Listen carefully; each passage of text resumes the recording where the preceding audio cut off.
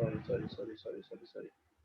हा ठीक आहे, ओके. हा तर काय सांगत होतो, पार्ट वन मध्ये काय केंद्र राज्य, बरोबर आहे, केंद्र राज्याबद्दल इन्फॉर्मेशन आहे, केंद्रशासित प्रदेशांबद्दल इन्फॉर्मेशन आहे, बरोबर आहे ना.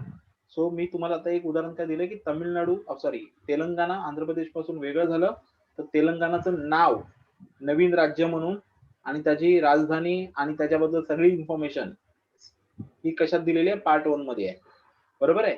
म्हणजे भारत स्वतंत्र झाल्यापासून आतापर्यंत जेवढी काही नवीन राज्य तयार झाली किंवा काही राज्य छोटी झाली, तर केंद्रशासित प्रदेशांची नाव बदलली, त्यांचा एरिया बदलला, या सगळ्यांची नोंद ही पार्ट वन मध्ये होणार आहे.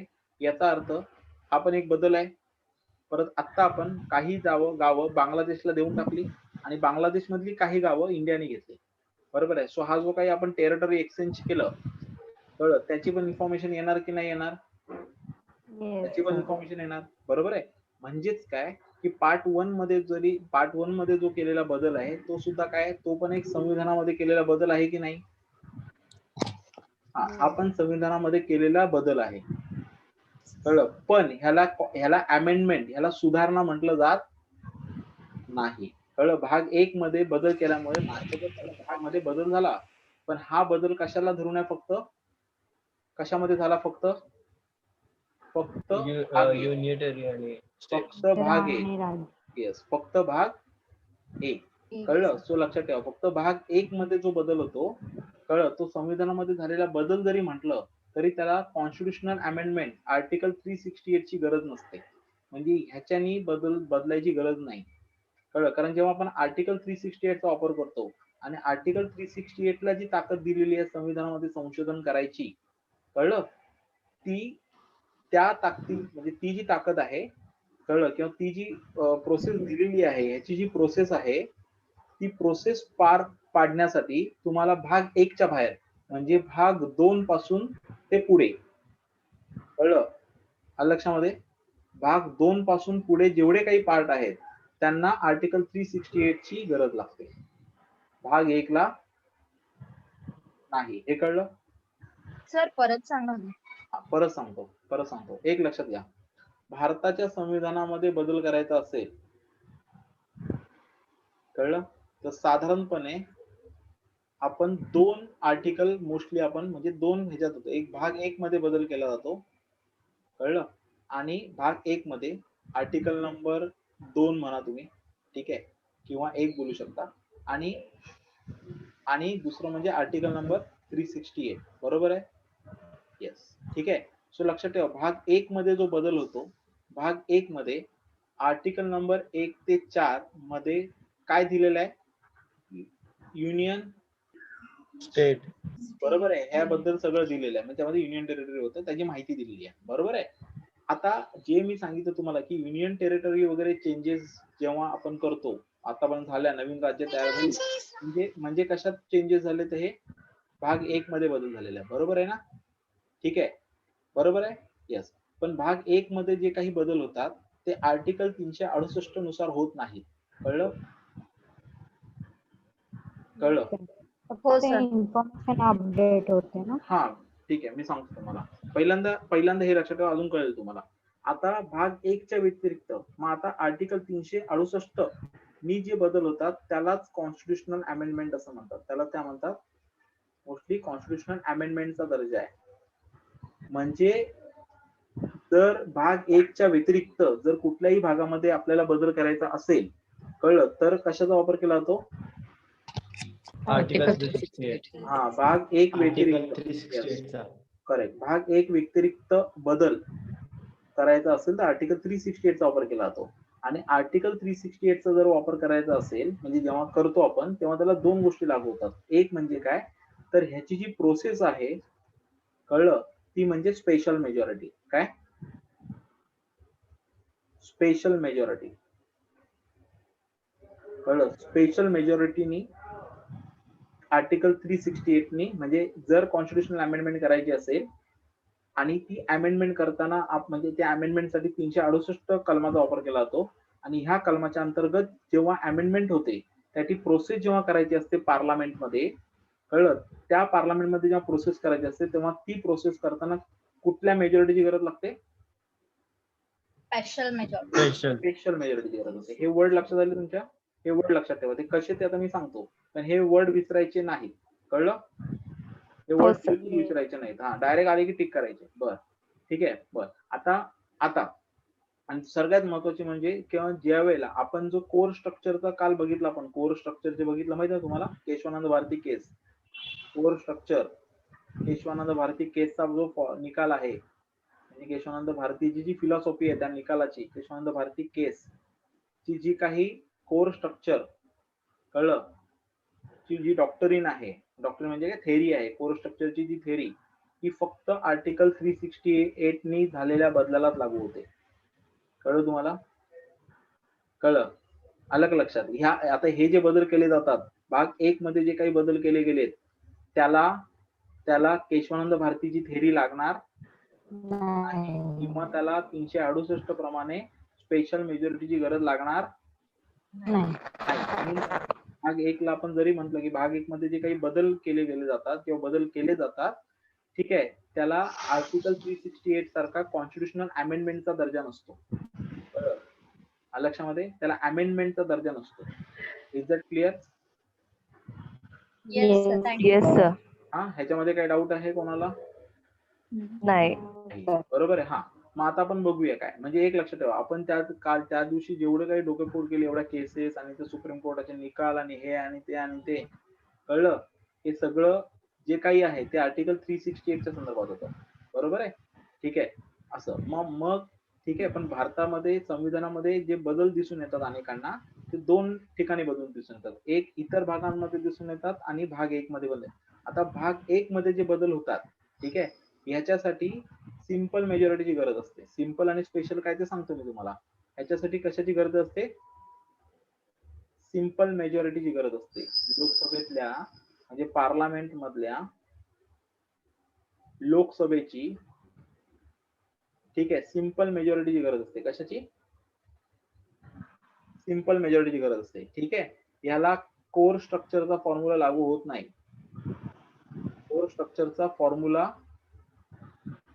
लागू होत नाही. कळलं? म्हणजे इनडायरेक्टली भाग 1 मध्ये जे बदल असतात, म्हणजे काय, इनडायरेक्टली काय म्हणू शकतो आपण त्याला माहितीये का? इनडायरेक्टली भाग 1 मध्ये केलेले बदल, 1 मध्ये केलेले बदल,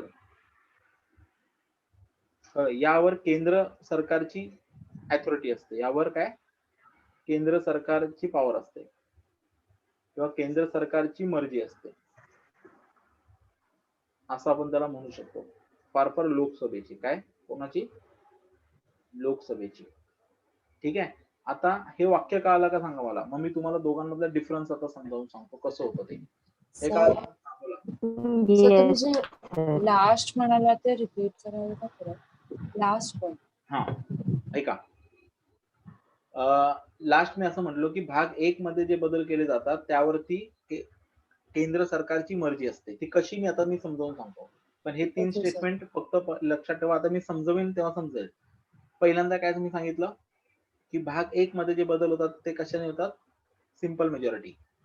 बरोबर आहे. आणि 368 कसे होतात? Special special majority. हा, बघा पटापट बघा. आता पटापट बघा. लगेच फक्त तेवढं लक्षात पाठ करायचं. मी तुम्हाला बरोबर समजावून सांगतो.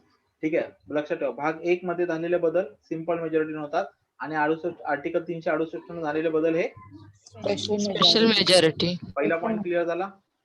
बरोबर आहे. हो ठीक आहे. सर. Yes, दुसरा पॉइंट. ठीक आहे. भाग 1 मध्ये जेव्हा बदल होतात त्याला कोर स्ट्रक्चरचा फॉर्म्युला, केशवानंद भारती फॉर्म्युला लागू होत नाही. त्याला लागू होतो. केशवानंद भारती फॉर्म्युला लागू होतो, म्हणजे ह्यालाच होतो. हे कळलं? ठीक आहे. ओके. भाग 1 मध्ये जे बदल होतात हे भाग 1 पुरतीच मर्यादित असतात. तर 368 कलमाने जे बदल होतात ते भाग 1 व्यतिरिक्त सगळ्या भागांसाठी लागू असतात. प्रिअम्बल पासून सगळं. बरोबर आहे? हे कळलं मंडळी? हो कळलं? सर. हा, सर हे पण प्रिअम्बल साठी सुद्धा. हा, प्रिअम्बलला पण 368च.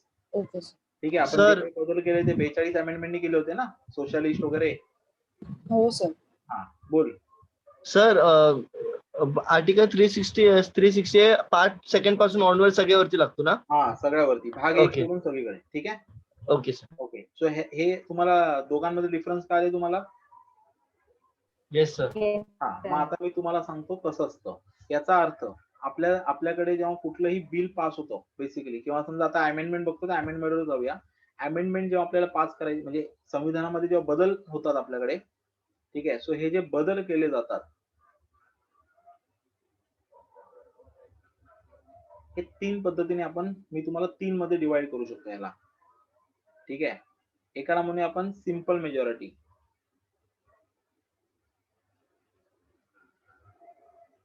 एकाला म्हणूया आपण स्पेशल मेजॉरिटी, आणि एकाला आपण आपल्याला समजण्यासाठी म्हणूया काय म्हणूया त्याला, व्हेरी स्पेशल मेजॉरिटी. हे समजण्यासाठी आहे तुम्हाला, त्याला व्हेरी स्पेशल मी म्हटलंय, तुम्ही फक्त लक्षात ठेवा 3 कशा लक्षात ठेवायचे ना म्हणून. Simple, special, very special. ठीक आहे. ठीक आहे. बरं, म्हणजे संविधानामध्ये बदल हे 3 पद्धतीने होतात. त्याच्यामध्ये हे लक्षात ठेवा की सिंपल मेजॉरिटी मध्ये भाग 1 कळलं? लक्षामध्ये भाग 1 मध्ये आर्टिकल नंबर 1 किंवा 2 ते येते, आणि हे 2 कशाने येतात? Article number 368. Is it clear? एक आलं का? हो सर. हा, ठीक आहे. हा, मग आता सिंपल मेजॉरिटी म्हणजे काय तुम्हाला सांगतो. ठीक आहे. आता सिंपल मेजॉरिटी म्हणजे काय सांगतो. आपल्याकडे पार्लमेंट मध्ये हाऊस आहे. ठीक आहे, लक्षात ठेवा. पार्लमेंट हे आपल्याला पुढचा चॅप्टर हाच असणार आहे, पार्लमेंट. सो आपल्याकडे पार्लमेंट मध्ये हाऊस आहे. एक आहे लोकसभा, बरोबर आहे, आणि दुसरी आहे राज्यसभा. ठीक आहे, मी आधी सांगितलं होतं तुम्हाला. ठीक आहे. लोकसभेमध्ये आपल्याकडे ह्याला म्हणतात बायकॅमरल लेजिस्लेचर. इंग्लिश मराठीमध्ये म्हणतात त्याला द्विगृही पद्धत. काय म्हणतात त्याला? द्विगृही कायदेमंडळ. कळलं? द्विगृही कायदेमंडळ. आणि मराठीमध्ये आपलं इंग्लिश मध्ये त्याला म्हणतात बायकॅमरल. ठीक आहे, बायकॅमरल लेजिस्लेचर. म्हणजे कायदा पास होण्यासाठी या दोन्ही सभागृहांची परमिशन गरजेची असते. कळलं? सो बायकॅमरल. आता ह्याच्यामध्ये लोकसभा आणि राज्यसभा काय? लोकसभेमध्ये लोकांचे प्रतिनिधी निवडून जातात. कोणाचे? लोकसभेमध्ये लोकांचे प्रतिनिधी प्रत्यक्ष निवडून जातात. म्हणजे काय? तुमच्याकडे खासदार उभा राहतो. जे खासदार उभे आहेत, जेवढी लोक उभे आहेत त्याच्यातले एक जण तुम्ही तुमच्या मतदारसंघातून इथे पाठवता. म्हणजे काय? लोकांचे प्रतिनिधी प्रत्यक्ष निवडतात. राज्यसभेमध्ये काय असतं? हे पण निवडून आलेले असतात, पण राज्यसभेमधले जे मेंबर असतात, राष्ट्रपतीचे नॉमिनेट सोडून 12 सोडून राज्यसभेमध्ये जेवढे काही मेंबर असतात हे राज्याचे प्रतिनिधी असतात. कोणाचे? राज्यांचे प्रतिनिधी. आता सिंपल तुम्हाला उदाहरण देतो. तुम्हाला आता हॉस्पिटल नाही मिळत आहे, बेड नाही मिळत आहे, ऑक्सिजन नाही मिळत आहे, बरोबर. तुम्ही कोणाकडे जाता? लोकांच्या प्रतिनिधी. तुमचा जो खासदार आहे त्याकडे जाता. त्यानंतर दिल्लीत जा, तुमचे ते मोदी वगैरे भेटले, त्यांना सांगा जरा आमच्याकडे काहीतरी पाठवा, बरोबर आहे. म्हणजे लोकांचे प्रतिनिधी हे काय करतात? लोकांचं प्रतिनिधित्व करतात हाऊस मध्ये. त्याला म्हणतात लोकसभा. कळलं? ठीक आहे. म्हणजे तुम्ही निवडून दिलेली लोक ही कुठे जाऊन बसतात? पार्लमेंट. लोकसभेत बसतात. ठीक आहे, ते लोकसभेत येऊन बसतात ते. ठीक आहे. आता त्याच्यानंतर राज्यसभेमध्ये काय होतात की आपल्याकडे केंद्र राज्य संबंध आहेत ना, केंद्र आणि राज्य दोघांची फॉर्मेशन आपल्याकडे. कॉसी फेडरल देश आहे आपला, म्हणजे राज्यांना पण वेगळे अधिकार दिलेले आहेत. भले केंद्र पॉवरफुल आहे आपल्याकडे, पण राज्यांना पण अधिकार आहेत. आपल्याकडे चायनासारखी पद्धत आहे का की बीजिंग मधून ऑर्डर दिली की सगळ्यांनी फॉलो करायची? फक्त एकच निवडणूक होणार बीजिंगची, बाकी सगळे ब्युरोक्रॅट्स, असं नाही. आपल्याकडे केंद्र सरकार वेगळं आहे, राज्य सरकार वेगळं आहे. भले आपल्याकडे राज्य सरकारला केंद्र एवढा ताकद नाहीये, पण आपल्याकडे राज्य सरकारांचं अस्तित्व आहे. राज्य सरकारांना आपल्याकडे वेगळा स्थान आहे, बरोबर आहे ना. वेगळे अधिकार, पॉवर आहेत, बरोबर आहे. ठीक आहे. म्हणजे आपल्याकडची जी सिस्टम आहे ही कॉसी फेडरल आहे. ठीक आहे, की केंद्राला पॉवर असलं तर राज्यांना एक वेगळं स्थान आहे. मग आता हे राज्यांना जर स्थान दिले, राज्यांना जर अधिकार दिलेत, राज्यांना जर जबाबदाऱ्या दिल्यात, बरोबर आहे, म्हणजे त्यांना पार पाडण्यासाठी काहीतरी अधिकार दिलेत, बरोबर आहे. पण कधी कधी काय होतं, राज्य जसं तुम्ही तुमचे प्रॉब्लेम तुमचा लोकप्रतिनिधी जाऊन लोकसभेत मांडेल, मग तसं राज्याचे प्रॉब्लेम कोण मांडणार?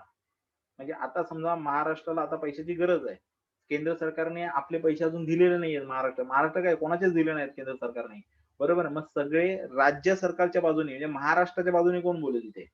म्हणून पार्लमेंटमध्ये राज्याच्या बाजूने बोलण्यासाठी महाराष्ट्राचे खासदार असतात, तामिळनाडूचे खासदार असणार. मग ही लोक तुमचे प्रश्न नाही मांडत, ही लोक कुठले प्रश्न मांडतात? केंद्र राज्य संबंध. काय म्हणतात त्याला? कोणाची बाजू मांडायची? यांनी राज्याची बाजू मांडायची असते. कोणाची? राज्याची. कळलं? म्हणजे ह्याच्यामध्ये हे आपले जाणार आणि आपली इथे जे बसले जाणार सांगणार. आपण डिस्कशन करूया. तर टॅक्सच्या पैशाचं काय करायचं सांगा आधी. ते जीएसटीचं काय करायचं, तर काढून टाका जीएसटी. हे काय आहे, सगळे पैसे केंद्र गोळा करतो, उद्या देतो म्हणतो आणि 1 रुपया दिला ना अजून, कॅन्सल करा, नाही तर उद्याचे उद्या पैसे द्या आम्हाला. हे राज्यांची बाजू कोण मांडणार? की केंद्र सरकार राज्यावर जे अन्याय करतोय किंवा राज्याशी काय चुकीचा प्रॉब्लेम आहे किंवा राज्यांचे कुठले प्रश्न आहेत. कळलं? हे कधी कोण मांडू शकतं? तुमचे प्रतिनिधी लोकसभेत मांडतात, राज्यांचे प्रतिनिधी राज्यसभेत मांडतात. म्हणून राज्यांचे प्रतिनिधी जे असतात हे तुम्ही निवडून देत नाही, ते तुमचं जे काय विधानमंडळ आहे, म्हणजे महाराष्ट्राची प्रतिनिधी जर इथे जाणार असेल तर त्यांना कोण निवडून देतं? महाराष्ट्राची विधानसभा निवडून देते. कोण निवडून देते? कोण निवडून देते? महाराष्ट्राची विधानसभा.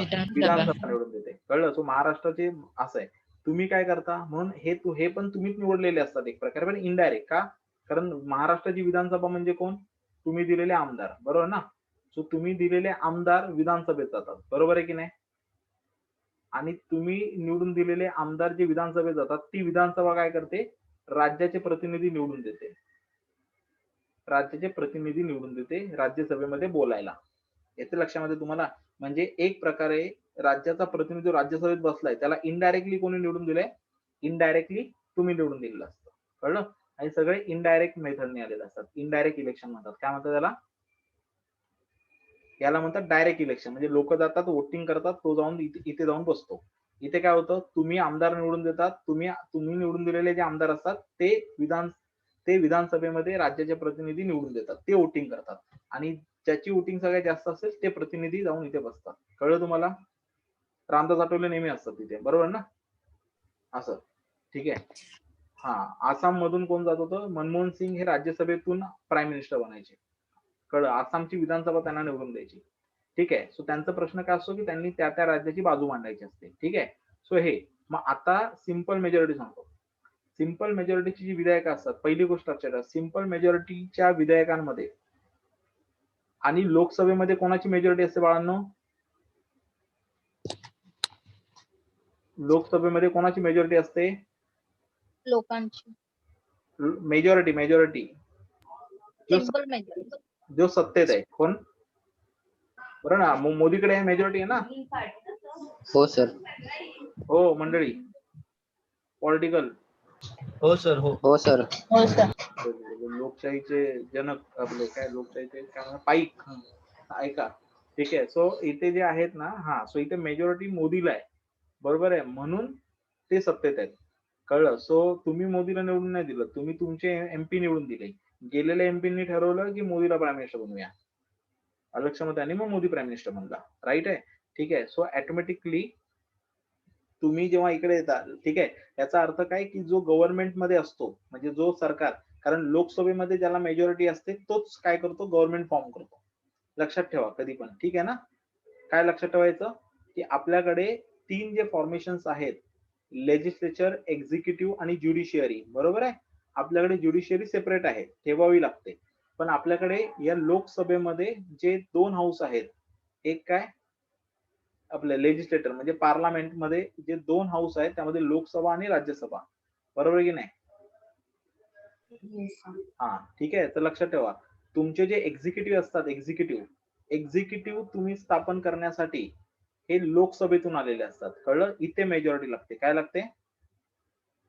इथे मेजॉरिटी लागते. त्यामुळे ज्या पक्षाची लोकसभेमध्ये मेजॉरिटी असेल तोच पक्ष काय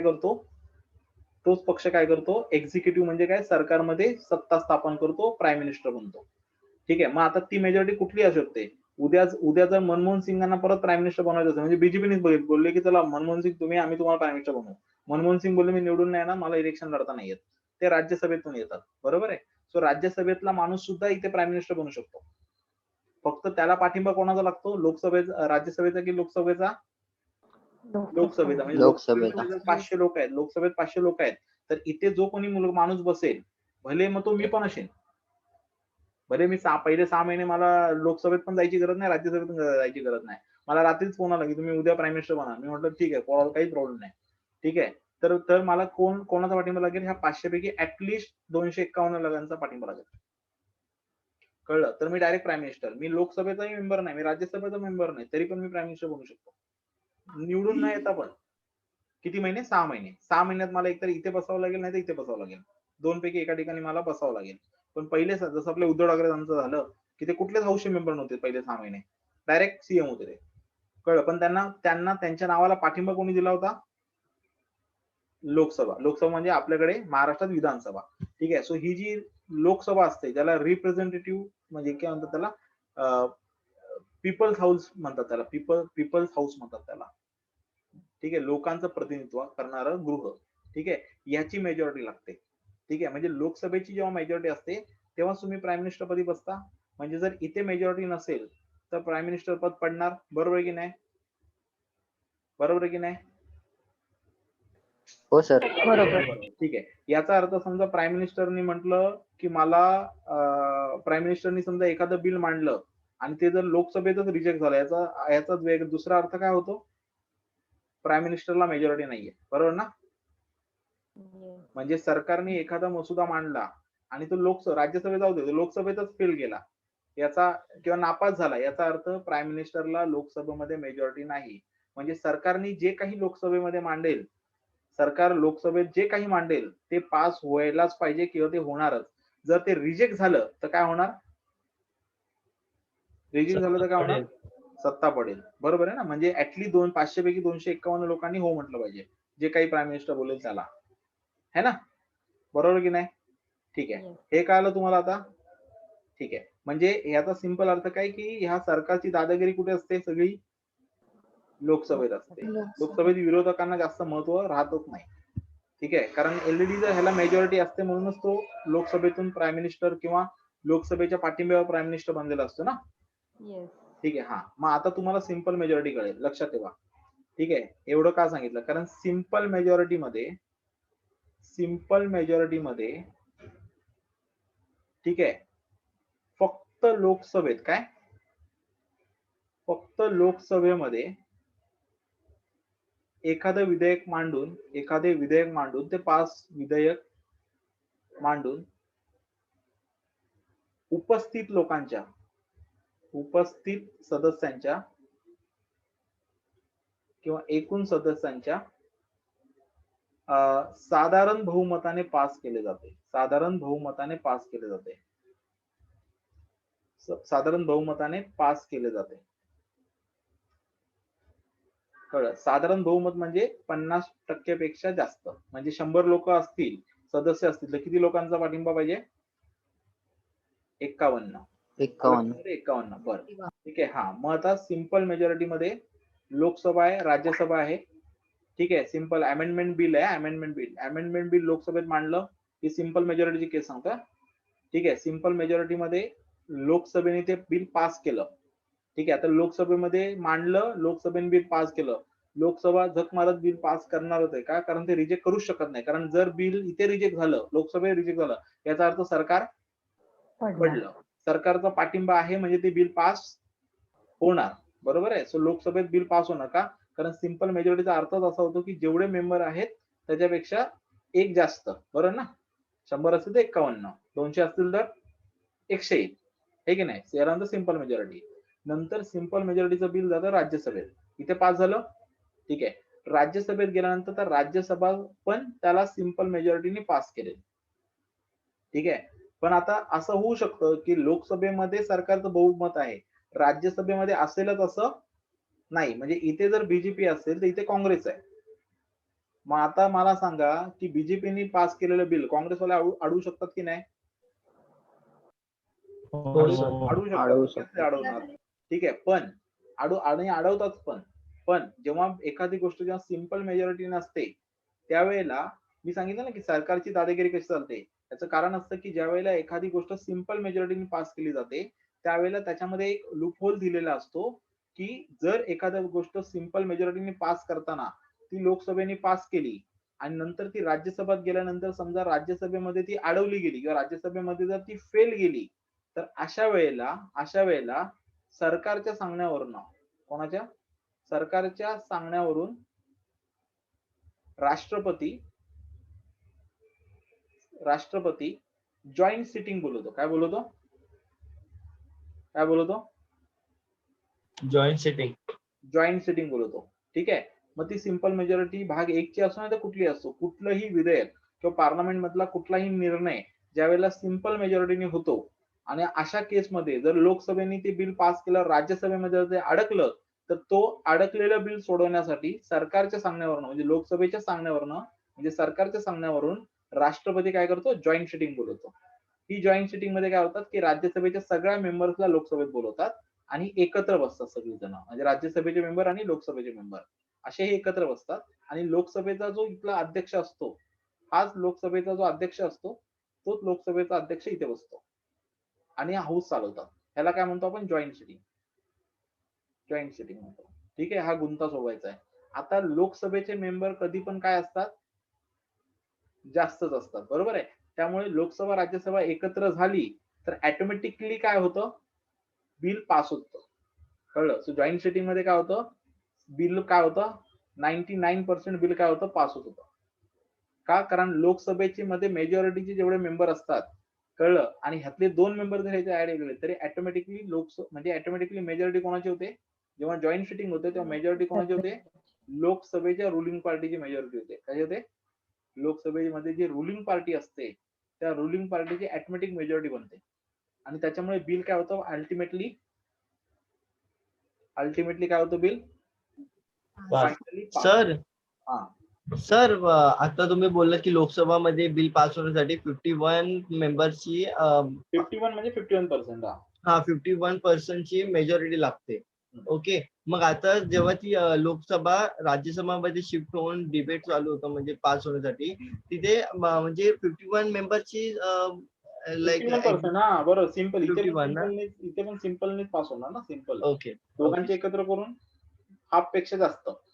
कळलं? अशी सिंपल मेजॉरिटी म्हणजे सर जेव्हा ही लोक ठरवतात की एकत्र येऊन आपण हा गुंता सोडवायला पाहिजे, सो मग सर राज्यसभेला माहिती असणार ना की लोकसभाचं माहिती आहे, पण ती प्रोसिजरच ती आहे ना.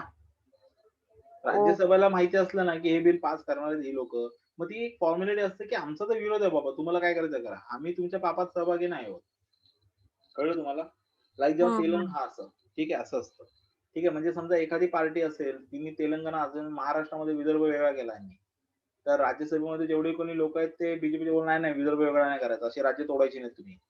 पण मग ते बोलणार ठीक आहे, आम्ही एकत्र बसवतो आणि पास करतात. कळलं तुला? नाव हा म्हणजे राज्यांची नाव असं आहे ते. ठीक आहे. म्हणजे पण हे कळलं पहिली गोष्ट. ठीक आहे. सर राज्यसभेत प्रत्येक पार्टीचे किती मेंबर्स असतात? नाही ते आपण बघूया. आता इथे मध्ये घुसू नको, लय जंबल होईल. Sir last question. हा बोल.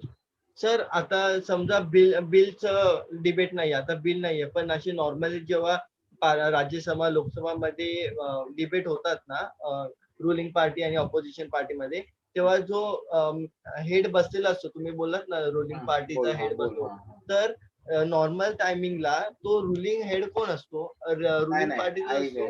ऐक ते कसं आहे, तिथे आता मध्ये एवढं पुढे जाऊ नका, त्यासाठी तुम्हाला लोकसभा अध्यक्षाचा अख्खा चॅप्टर आहे. कळलं?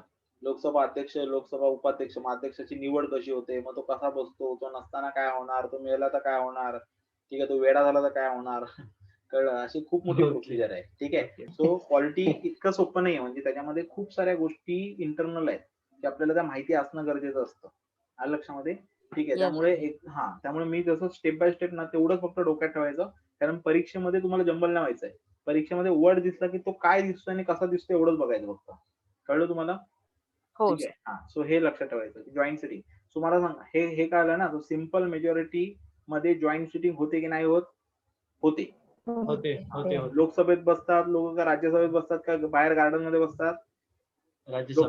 लोकसभेत बसतात. बाण बघ ना हे लोक इकडे आली. ठीक आहे. ठीक आहे. लोकसभेत. ठीक आहे. त्यावेळेला त्या दोघांचा हेड कोण असतो? लोकसभेचा अध्यक्षच असतो. कळलं?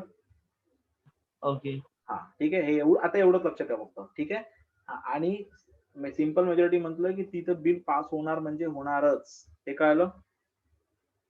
हा. ठीक आहे. हा. मग आता तुम्ही म्हणाल सर मग हे कशाला दिलं ना, म्हणजे काय गरज काय प्रोसिजरची? या बरोबर आहे. तर ह्याची गरज याच्यासाठी असते की अनेक गोष्टी म्हणजे आपण खूप बॅलन्स केलेलं आहे. आपलं संविधान खूप फ्लेक्झिबल पण नाही आणि खूप हार्ड पण नाहीये. जिथे गरज आहे केंद्र सरकारला, म्हणजे समजा आता एखाद्या राज्याचे 2 तुकडे करायचे. म्हणजे महाराष्ट्राला विदर्भापासून वेगळं करायचं आहे. इमोशन्स बघाल तर लोक रस्त्यावर उतरणार, महाराष्ट्रापासून विदर्भ वेगळा झाला पाहिजे नाही, महाराष्ट्र वेगळा झाला नाही पाहिजे, लोक रस्त्यावर दंगे करणार. पण जर टेक्निकली जर बघितलं तर आपल्याकडे महाराष्ट्र राज्य, गुजरात राज्य, हे राज्य आपण भाषेच्या अस्मितेवर नाही केलेले आहेत. भाषावर प्रांतरचना केली आपण, पण ऍडमिनिस्ट्रेशन पर्पज साठी केलेली आहे. म्हणजे समजा महाराष्ट्र, कोकण आणि गुजरात एकत्र असतं तर एमपीएससीचा पेपर कोकणी भाषेत काढला असता का गुजराती भाषेत का इंग्लिश भाषेत? एक पेपर केवढा लांब गेला असता. एक फॉर्म भरायचा 3 भाषा एकत्र कराव्या लागल्या असत्या. बरोबर आहे ना? सो ऍडमिनिस्ट्रेटिव्ह पर्पज साठी आपण काय केलेलं आहे, म्हणजे एखादा अधिकारी जेव्हा महाराष्ट्रात निवडून येतो तेव्हा त्याला इंग्लिश, हिंदी आणि मराठी बोलता येणं शक्य आहे. पण जर अशी मिक्सर राज्य असती तर त्याला काय आयुष्यभर 4 म्हणजे त्याला अजून पुढची 4 वर्ष भाषा शिकायला घालवलं असतं. म्हणजे ऍडमिनिस्ट्रेटिव्ह पर्पज साठी तुम्ही राज्य वेगळी केलीत का अस्मितेसाठी वेगळी केलेली आहेत? ऍडमिनिस्ट्रेटिव्ह पर्पज साठी केलेली आहेत. अस्मितेने, भारताच्या संविधानानुसार अस्मितेने तुम्ही एकच आहेत, तो म्हणजे तुम्ही भारतीय आहात. कळलं? तुम्ही महाराष्ट्रीयन, तुम्ही गुजराती असं नाही आहात, तुम्ही अस्मितेने फक्त भारतीय आहात. तुम्ही ज्या राज्यात राहता म्हणून तुम्हाला नागरिकत्व एकाच आहे भारताचं. बाकी तुम्हाला डोमिसाईल दिलं होतं की रहिवासाचा दर्जा. बरोबर आहे ना? त्याच्यामुळे गुजरात आणि महाराष्ट्र एकत्र करायचं का, विदर्भ वेगळा करायचा का नाही, याच्या मागे अस्मिता ही गोष्ट संविधानाने ठेवलेलीच नाहीये. त्याच्या मागे एकच गोष्ट ठेवली की डेव्हलपमेंट. महाराष्ट्र एवढा मोठा आहे की त्याच्यात पैसा दिला की सगळा पश्चिम महाराष्ट्रात जातो. विदर्भाला काही मिळत नाही म्हणून विदर्भ वेगळा करा. जसं ठाण्याला सगळा पैसा दिला की ठाण्यात जात होता, पालघरला जातच नव्हता आदिवासी पाड्यांना. शेवटी पालघर जिल्हा वेगळा केला, त्यामुळे जिल्हा वेगळा म्हणजे जिल्हा अधिकारी वेगळा आला, तिकडचा अधिकारी वेगळा, जिल्हा परिषद वेगळी आली, पैसा वेगळा आला, पालघरचा विकास ऑटोमॅटिक होणार. तसंच राज्यासाठी पण मोठी राज्य असण्यापेक्षा जसं आंध्र प्रदेश केलं, तेलंगणा खूप मागास होता. शेवटी आंध्रा आणि रायलसीमा खूप श्रीमंत होता, तेलंगणा खूप भिकारी एरिया होता. तो तेलंगणा वेगळा केला कशासाठी? तेलंगणातला विकास होण्यासाठी, त्या प्रदेशाचा विकास होण्यासाठी. सो भाषिक अस्मिता नाहीये. हे ह्या म्हणजे जिथे जिथे देश इम्पॉर्टंट आहे, कळलं, आणि तिथे केंद्र सरकारला अधिकार घेणं गरजेचं आहे, त्या ठिकाणी राज्याचे अधिकार कमी केलेले आहेत. कळलं, आणि त्यांना ती फुल ऑन पॉवर दिली की तुम्हाला जे हवं ते करा. सो जिथे जिथे केंद्र सरकारकडे ताकद असण्याची गरज वाटली संविधान करताना, तिथे तिथे त्यांनी काय केलं, असे लूपहोल दिलेले आहेत, म्हणजे सिंपल मेजॉरिटी दिली आहे. कळलं, आणि राज्यसभेचे अधिकार कमी केले. कळलं, पण प्रत्येक ठिकाणी तसं करून चालेल का? नाही. सो जिथे गरज आहे तिथे केंद्र सरकारला अधिकार मिळावेत म्हणून लोकसभेची मेजॉरिटी ठेवलेली आहे. कळलं, किंवा ही पद्धत ठेवलेली आहे. हे आलं का? कळलं? ठीक आहे. सो ह्या पद्धतीने बदल कुठे होतो? फक्त संविधानाच्या कुठल्या भागामध्ये होतो? अशा पद्धतीने बदल संविधानाच्या भाग 1 मध्ये होतो. ठीक आहे. आणि त्याला आर्टिकल 368 चा फॉर्म्युला लागू होत नाही. त्याला अमेंडमेंटचा दर्जा मिळत नाही. ते साधारण बिलाने होतात. म्हणजे राज्याची नाव बदलणं, राज्याच्या बॉर्डर बदलणं, देशाची बॉर्डर बदलणं, लक्षामध्ये ठीक आहे. सो हे कशामध्ये होतं? 2 राज्यांची 1 राज्य करणं, एका राज्याची 2 राज्य करणं, राज्यांच्या नावांमध्ये बदल करणं, प्रोनाउन्सिएशन मध्ये बदल करणं, हे सगळं भाग 1 मध्ये आहे. आणि ते सिंपल मेजॉरिटीने होतं. त्याच्यामध्ये काय, आता मला सांगा, राज्यांची नाव बदलली म्हणून काय पूर्ण कॉन्स्टिट्यूशनचा कोर स्ट्रक्चर चेंज होणार आहे का? न्यायाची संकल्पना बदलणार आहे का? नाही होणार आहे. ती साधी ऍडमिनिस्ट्रेटिव्ह प्रोसिजर आहे ना, ती जस्ट फॉर द ऍडमिनिस्ट्रेशन आहे. म्हणून ते नाव, म्हणून तिथे सिंपल मेजॉरिटी दिलेली आहे. आता 368 खाली ज्या 2 आहेत त्याच्यामध्ये आहेत, तर एक बघू आपण स्पेशल मेजॉरिटी. पहिल्यांदा बघूया स्पेशल. आता स्पेशल मेजॉरिटी मध्ये मात्र काय असतं, इथे दोन्ही हाऊस खूप इम्पॉर्टंट असतात. कारण एक तर स्पेशल मेजॉरिटी म्हणजे लोकसभा आणि राज्यसभा मध्ये प्रत्येक ठिकाणी 2/3 नी मेजॉरिटी मिळाली पाहिजे. किती मेजॉरिटी मिळाली पाहिजे? 2/3. म्हणजे समजा 90 लोकांची वर्ग आहे तुमचा, 90 पैकी किती मेजॉरिटी पाहिजे? मग 2/3 म्हटलं तर काढा. 61. 3 त्रिक 9, बरोबर ना? 60. ऍटलीस्ट 60 लोकांची तुमची मेजॉरिटी पाहिजे. किती? म्हणजे 90 पैकी किती लोकांनी हो म्हटलं पाहिजे तुम्हाला? 60. तेच जर सिंपल मेजॉरिटी असतं तर किती असतं? 46 असतं. बरोबर आहे ना? सो स्पेशल मेजॉरिटी कळलं, 2/3. काय 2/3. हा, पण आता याच्यात काय आहे की जेव्हा स्पेशल मेजॉरिटीने जेव्हा बिल पास होतं त्यावेळेला लोकसभेने 2/3 पास करावं लागतं. तिथून पास झालं 2/3 नी, म्हणजे इथे फक्त रुलिंग पार्टीची ताकद गरजेची राहील का? नाही. इतर मेंबरच्या पण सरकारला पाया पडावं लागणार आहे. की मी किती जरी पॉवरफुल असलो तरी अपोजिशनच्या पाया पडायला लागणार आहे, कळलं ना? किंवा त्यांना एकट्या पार्टीला ताकद लावून नाही, त्यांना अलायन्स तरी बनवायला लागेल. जरी मी एकटा सीट घेऊन आलो, जादुई नंबर घेऊन मी बीजेपी करून आणलो, तरी मला रुलिंग पार्टीचे छोटे छोटे मेंबर जवळ घ्यावे लागणार. ये बाबा तू पण ये आमच्यामध्ये, तू एक मंत्रीपद घे. का का करावं लागणार? कारण तुला अनेक बिल पास करायला कशाची गरज असते? Special special majority. Special majority मध्ये एकटी पार्टी असून चालत नाही, बाकीच्या मेंबरचा पण सपोर्ट लागतो. कारण 90 पैकी 60 लोकांचा सपोर्ट पाहिजे. म्हणजे एक एक्झाम्पल कळत आहे ना तुम्हाला? So 2/3 member. ठीक आहे. त्याच्यामुळे ह्याच्यामुळे काय होतं की जिथे गरज आहे तिथे मेजॉरिटीची ॲटोक्रसी येत नाही. बहुसंख्य लोकांची हुकुमशाही येत नाही. कारण आपण म्हणतो की बहुसंख्य लोकांचं मत म्हणजे काय? मेजॉरिटी. पण कधी कधी मेजॉरिटी मध्ये मायनॉरिटी दाबले जातात. म्हणजे ज्याचं मत कमी पडतं तो दाबला जातो. कळलं? पण इथे काय होतं, अशा पद्धतीने काय होतं की मेजॉरिटीची हुकुमशाही येत नाही. मेजॉरिटी असेल हुकुमशाही येणार नाही. तुम्हाला पाया पडायला लागणार लोकांच्या. ठीक आहे. मग आता इथे 2/3 पास केलं, इथे 2/3 पास करून फायदा नाहीये. ते राज्यसभेत जाणार. राज्यसभेमध्ये पण ते 2/3 पास झालं पाहिजे. कळलं तुम्हाला? तर ते राष्ट्रपतीकडे जाणार. हे झालं तर राष्ट्रपती, नाहीतर राष्ट्रपती नाही. याच्यामध्ये जर कुठे काय गडबड झाली तर राष्ट्रपतीपर्यंत ती बिल पोहोचणारच नाही. म्हणजे तुम्हाला लोकसभेमध्ये 2/3 पास केल्यानंतर राज्यसभेत 2/3 पास करावंच लागेल. उदाहरण देऊ तुम्हाला एक. एखादं सर. स्पेशल हो मेजॉरिटी सर, हो. लँड जमीन सुधारणा विधेयक, लँड विधेयक, जमीन सुधारणा विधेयक. जमिनी गव्हर्नमेंट घेणार होतं आणि त्याबद्दल कम्पेन्सेशन देणार होतं. लोकसभेत पास झालं, राज्यसभेने पासच नाही केलं. राष्ट्रपतीने ऑर्डिनन्स काढला. डायरेक्ट एक प्रकार असतो ऑर्डिनन्स म्हणून, तो सांगतो तुम्हाला. राष्ट्रपतीने ऑर्डिनन्स काढला, पण ऑर्डिनन्सची व्हॅल्यू 6 महिन्यात. 6 महिन्यात तुम्हाला राज्यसभेची परमिशन घ्यावीच लागणार. राज्यसभेने परत रिजेक्ट केलं. त्यांनी 6 वेळा राष्ट्रपतीने काढला. शेवटी प्रणव मुखर्जी म्हटले, भाऊ ठीक आहे, कसं आहे की ऑर्डिनन्स हा इमर्जन्सीला काढतात, म्हणजे अगदी गरज असेल तर काढतात. तू सारखं काढायला लावू नकोस, राज्यसभेची परमिशन आण. शेवटी लँड बिल मागे घेतलं, लेबर बिल मागे घेतलं. याचा अर्थ काय की अनेक बिल पास करायची असतील तर तुम्हाला स्पेशल मेजॉरिटीची गरज असते. जिथे ऍडमिनिस्ट्रेटिव्ह पर्पज आहे, जिथे देशाचं महत्व आहे, जिथे देशाला महत्व आहे, तिथे दिले नाही केंद्र सरकारला सिंपल मेजॉरिटीनी. पण जिथे कोर व्हॅल्यूचा इम्पॉर्टंट असतो, की जिथे दादागिरी होण्याची शक्यता असते, कळलं, जिथे केंद्र सरकार दादागिरी करू शकतं किंवा गैरवापर करू शकतो, त्या प्रत्येक ठिकाणी काय लावलेलं आहे? संविधानकर्त्यांनी स्पेशल मेजॉरिटी लावलेली आहे. तुम्हाला संविधान तुम्हाला कळणार नाही केवढं भारी आहे ते, कसं बनवलंय, कसं विचार केलाय एवढ्या पूर्ण संविधान सभेने. बोला. तर ते 73rd आणि 74th अमेंडमेंट आहे, ते पण अशाच केस मधलं आहे का? येस, हे अमेंडमेंट करूनच आलेलं आहे. कळलं? सगळ्या जिथे जिथे मी तुम्हाला आतापर्यंत 24 अमेंडमेंट, 42 अमेंडमेंट जे केले ना, ते असंच पास झालेलं आहे. कळलं? Is it clear? Sir so article 368 म्हणजे भारताच्या संविधानामध्ये जर भाग 1 शिवाय इतर कुठेही जर बदल करायचा असेल तर 368 चा वापर करावा लागतो. आणि जर 368 चा वापर केला तुम्ही, ठीक आहे, तर तुम्हाला स्पेशल मेजॉरिटी आणावी लागते. Is it clear? Yes sir. Yes sir. Yes sir. आता ह्याच्यामध्ये भाग 2 पण वाचला जातो. ह्याच्यामध्ये काय होतं, भाग 2 आहे ना, त्याच्यात पण आर्टिकल 368 कधी बदल करत नाही, कारण त्याची बदलाची गरजच पडत नाही. हॅलो, मी अजून लेक्चर मध्ये, माझं 11 वाजता लेक्चर संपेल. हो हो हो, ठीक आहे, 11 वाजता संपेल. ठीक आहे. सो हे आलं लक्षामध्ये? हॅलो. येस हो सर, हो. ठीक आहे. हो सर. हो हा. सर ठीक आहे. एकदा परत सांगा ना काय सांगू रे? स्टेटमेंट, काय ही वाली भाग 2 वाली. हा.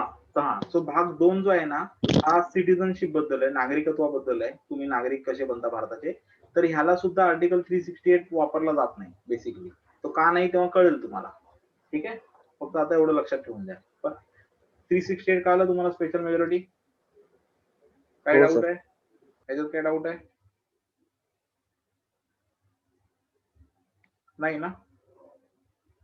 बर. ठीक आहे. आता आपण जसं मी म्हटलं त्याच्यामध्ये आपण म्हणूया की व्हेरी स्पेशल. म्हणजे हे थोडस मी असा शब्द वापरत नाही, पण असं म्हणूया very special. So very special majority म्हणजे काय? तर याचा अर्थ तुम्हाला सांगतो. आपल्याकडे केंद्र राज्य, केंद्र आणि राज्य पण आहेत ना आपल्याकडे, बरोबर आहे. मग ज्या वेळेला एखाद्या अमेंडमेंटमुळे केंद्र केंद्राप्रमाणे राज्यांच्या अधिकारावरती गदा येणार असेल. कोणाच्या? संविधानामध्ये एखाद्या केलेल्या बदलामुळे, एखाद्या अमेंडमेंटमुळे, संविधानाच्या अमेंडमेंटमुळे जर केंद्र राज्य संबंधावर परिणाम होणार असेल, कोणाच्या? केंद्र राज्य संबंधावरती काही परिणाम होणार असेल किंवा राज्यांचे अधिकार किंवा राज्यांच्या जबाबदाऱ्या याच्यावर जर काही परिणाम होणार असेल तर अशा वेळेला तुम्हाला फक्त लोकसभा आणि राज्यसभा नाही, मग ह्या केसमध्ये काय करावं लागतं तुम्हाला स्पेशल मेजॉरिटी मध्ये. तर अशा वेळेला काय म्हणजे असा जर परिणाम होणार असेल केंद्राच्या संबंधावरती, राज्यांच्या अधिकारावरती किंवा राज्याच्या जबाबदाऱ्यांवरती जर काही परिणाम होणार असेल तर अशा वेळेला व्हेरी स्पेशल मेजॉरिटीने बिल पास करावं लागतं. कळलं? अमेंडमेंट करावं लागते. मग त्याच्यात कसं असतं, त्याच्यामध्ये पुन्हा एकदा लोकसभा 2/3 मेजॉरिटी, तिथून कोणाकडे जाणार? राज्यसभा 2/3 मेजॉरिटी.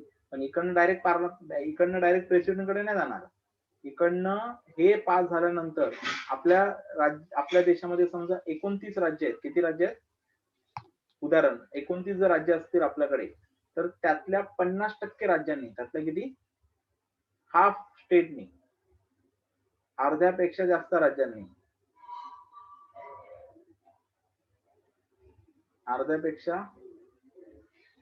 राज्यांनी म्हणजे विधानसभांनी, कोणी? विधानसभांनी म्हणजे किती? 29 पैकी किती पकडता? 15. म्हणजे एकूण 15 राज्यांनी तरी काय केलं पाहिजे, म्हणजे 15 राज्याच्या विधानसभांनी तरी काय केलं पाहिजे?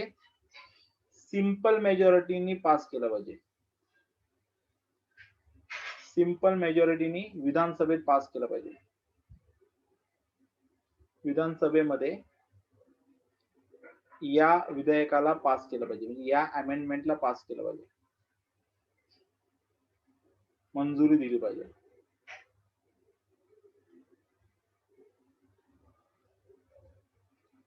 तर ही अमेंडमेंट होते. हा बोल. सर लोकसभा, राज्यसभा आणि मग स्टेट्स का? हा, मग स्टेटकडे पहिले लोकसभा पास Okay. करणार, बरोबर आहे, मग राज्यसभेत पास करणार. झालं. मग आता जर इथेच लटकलं तर विषय संपला. पण समजा लोकसभेने पास केलं, राज्यसभा पास केलं म्हणून विषय संपला नाही. मग आता काय करायला लागेल त्यांना? सगळ्या राज्यांमध्ये पाठवायला लागेल. ते जे ह्या दोघांनी बिल पास केलंय ना, की आम्ही पास केलं, तुमचं म्हणणं सांगा. मग त्यातल्या अर्ध्या राज्यांनी, जेवढे काही राज्य तुमच्याकडे असतील, जेवढ्या काही विधानसभा असतील त्याच्या 50%, एक्झाम्पल दिलं ना तुम्हाला हे, त्याच्या किती? अर्ध्यापेक्षा जास्त राज्यांच्या विधानसभांनी, म्हणजे महाराष्ट्रात आल्यानंतर काय करणार? महाराष्ट्र विधानसभा केंद्राने पाठवलंय ना, वरनं आलंय ना, पार्लमेंट मधनं आलंय, लोकसभा राज्यसभेने पास केलं. मग आपण विचार करणार काय करायचं सांगा. मग आपली विधानसभा आपल्या पद्धतीने बोलणार की महाराष्ट्राला किती लॉस आहे, महाराष्ट्राला फायदा आहे की नाही. महाराष्ट्राला फायदा असेल तर काय आहे आणि तो कसा होणार. डाऊट असेल तर आम्ही डाऊट विचारणार, आमच्या डाऊट सॉल्व्ह करा, मग आम्ही बिल पास करू. नाही तर मरू दे, तुम्ही पण लटका, आम्ही पण लटकतो. ठीक आहे. म्हणजे ह्याच्यामध्ये काय, जिथे राज्यांचा संबंध येतो तिथे एखाद्या संविधान दुरुस्तीमुळे जर राज्यांना कुठलाही लॉस होणार असेल किंवा राज्यांवरती वेगळ्या जबाबदाऱ्या येणार असतील किंवा त्यांच्या अधिकारामध्ये काहीतरी बदल होणार असेल, कळलं, तर अशा वेळेला राज्यांची परमिशन घेणं गरजेचं आहे. म्हणून लोकसभा ते बिल पास करतं, राज्यसभा पास करतं आणि मग राज्यांकडे पाठवतं. जेवढे काही तुमच्याकडे विधानसभा असतील त्याच्या अर्ध्यापेक्षा जास्त विधानसभांनी कशा पद्धतीने ते पास करावं लागतं? स्पेशल का सिंपल? सिंपल मेजॉरिटीने पास करावं लागतं. आणि मग ही प्रोसेस झाली की मग ते बिल राष्ट्रपतीकडे जातं. मग राष्ट्रपती त्याच्यावरती सिग्नेचर करतो आणि मग ते पास होतं. आता ह्याच्यात पण जर सुप्रीम कोर्टाला वाटलं किंवा कोणी कंप्लेंट केली की हे सगळा झोल आहे यांचा, कळलं, मग सुप्रीम कोर्ट बघणार आणि केशवानंद भारती केस प्रमाणे कोर स्ट्रक्चरला धक्का लागला की नाही ते बघणार. जर सुप्रीम कोर्टला वाटलं कोर स्ट्रक्चरला धक्का नाहीये तर ठीक, नाही तर एवढा सगळा उद्योग सुप्रीम कोर्ट मातीत घालवणार की कॅन्सल. कळलं तुम्हाला? असं असतं. सो स्पेशल मेजॉरिटी काय, स्पेशल मेजॉरिटी एवढं लक्षात ठेवा, सुप्रीम कोर्ट जाऊ दे, अर्ध्यापेक्षा जास्त राज्यांपर्यंत लक्षात ठेवा आणि पुढे राष्ट्रपती मग साईन करतो. राष्ट्रपती काय आपल्याकडे अडवू नाही शकत. तो अडवायचा असेल तर वेगळी प्रोसेस आहे त्याला. व्हेरी स्पेशल काय आलं तुम्हाला? ह्याचं एक्झाम्पल देऊ तुम्हाला व्हेरी स्पेशलचं. Yes sir. GST bill. हो. कळलं? खूप वर्ष लटकलं होतं. याचं कारण होतं, कारण ह्या जीएसटी बिलात एक तर सगळे टॅक्सेस कॅन्सल करा, एकच लावू जीएसटी. तू तिकडे गुड्स विक, सर्व्हिस विक, नाही तर अजून काय पण विक. तू हॉटेलमध्ये खाणं विक, तो आपले 5% भर, विषय संपला. तुझ्या अकाउंटला महिन्याला किती रुपये कळाले? 100 रुपये ना, 100 रुपयावर 5% भर, विषय संपला. ठीक आहे, एवढं सिंपल होतं. पण आपल्याकडे प्रॉब्लेम असा होता की राज्यांनी अडवलं त्यावेळेला आणि मग जीएसटीची वाट लागली. राज्यांनी सांगितलं हो काय मग आम्हाला किती मिळणार? मग सरकार म्हणतं तुम्हाला ₹2.5. ₹2.5 आम्हाला, ₹2.5 तुम्हाला. पण गोळा कोण करणार? केंद्र सरकार लावणार, केंद्र सरकार गोळा करणार, ₹2.5 राज्यांना वाटणार. म्हणजे महाराष्ट्राने ₹10चं इलेक्शन दिलं तर ₹5 केंद्राचे, ₹5 महाराष्ट्राचे. महाराष्ट्र म्हणतात ठीक आहे, पण ₹5 काय घेऊ? आमचं आधीचं कलेक्शन ₹10 रे. ₹5 काय घ्यायचे आम्ही? आम्ही लॉस नाही करणार. तुम्ही बघून घ्या, नाही पाहिजे जीएसटी. कळलं? ₹10 कसं काय? आम्हाला राज्यांना खूप किती कामं आहेत आणि प्रत्येक तुमच्याकडे हात कोण पसरवणार? बरं म्हटले मग. मग पुढच्या वेळेला त्यांनी काय केलं? ते म्हटले ठीक आहे, मग एक काम करू, काही गोष्टी बाजूला काढल्या. तर सरकारने सांगितलं बघा दारू खूप महत्वाची आहे सगळ्यांसाठी, लोकांसाठी, राज्यासाठी, बरोबर ना? त्याच्यावरनं खूप पैसा मिळतो. ते जीएसटी अंतर्गत आणू नका, ते आमचं आम्हाला ठेवा. मग ते असे काही महत्वाचे प्रोडक्ट बाजूला काढले. बरोबर आहे, असं सगळी गडबड झाली.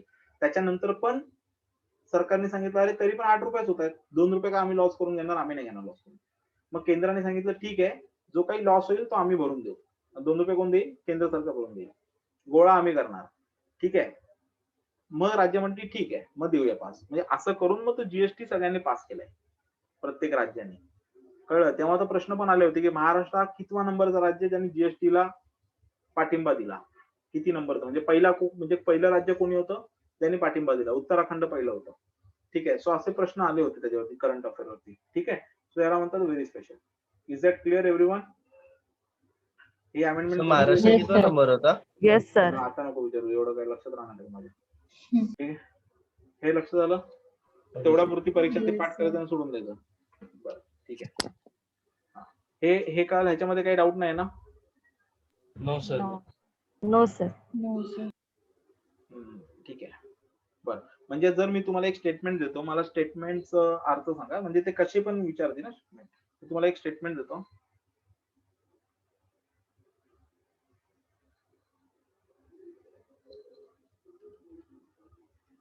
If the bill seeks to amend the federal provision,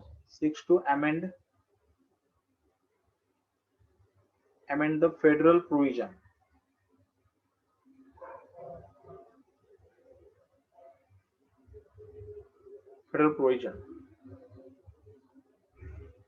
then it must also be ratified by the legislature. It also be ratified by the legislature,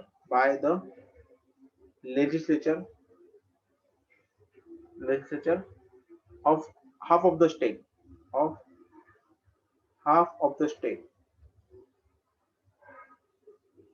in simple majority.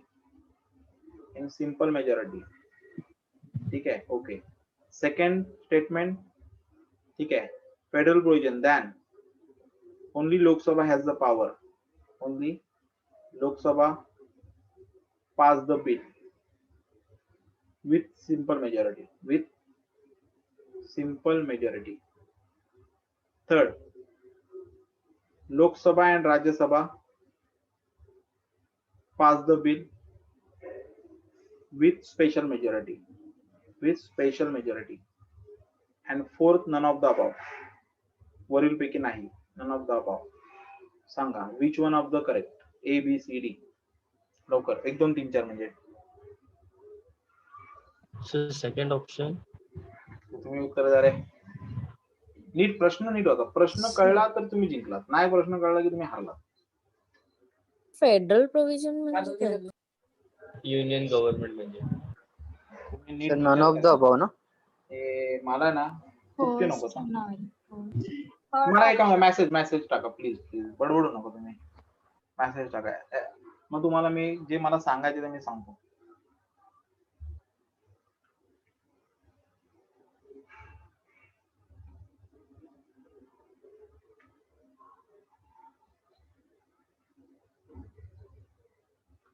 आलं का?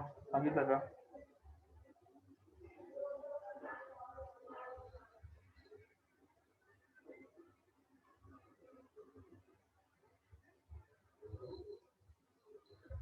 आले का?